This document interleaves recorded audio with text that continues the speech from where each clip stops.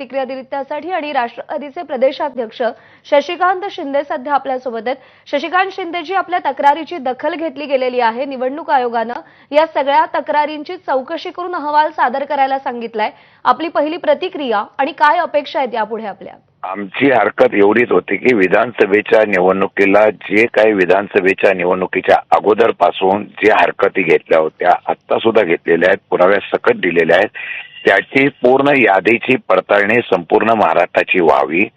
ते आम्ही सांगितलेले काही मुद्दे आहेत की बोगस मतदान, दुबार नावं वगैरे ह्याच्या संदर्भामध्ये ते निवडणूक आयोग केंद्र आणि राज्याच्या निवडणूक आयोगाने जे आम्हाला सांगितलं की वरती आम्ही चर्चा करून निर्णय घेऊ, त्यांनी आता जर त्या ठिकाणी चौकशीचे आदेश दिले असतील तर ती चौकशी निपक्षपाताने व्हावी।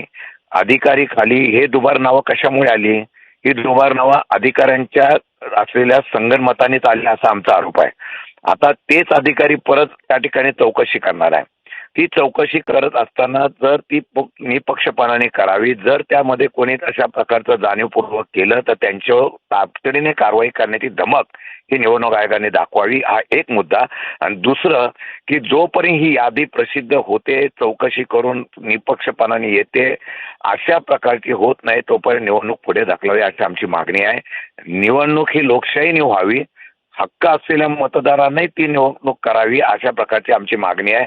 निवडणूक आयोगाने त्याची जर दखल घेतली असेल आणि चौकशीचे आदेश दिले असतील तर त्याच्यावर पूर्ण नियंत्रण निवडणूक आयोगाचंच असलं पाहिजे।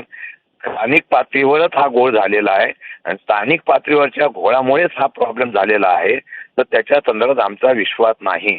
तरी सुद्धा या असलेल्या सर्व गोष्टी आम्हाला विरोधी पक्ष जे आम्ही महाविकास आघाडीचे आलो होतो त्या सगळ्यांना बरोबर घेऊन बरोबर आहे, आपण आपल्या अपेक्षा सांगताय की या संपूर्ण चौकशी प्रक्रियेवरती निवडणूक आयोगाचं वर्चस्व असलं पाहिजे, निवडणूक आयोगाची देखरेख असली पाहिजे, चौकशी अहवालाकडे लक्ष असेल। शशिकांत शिंदेजी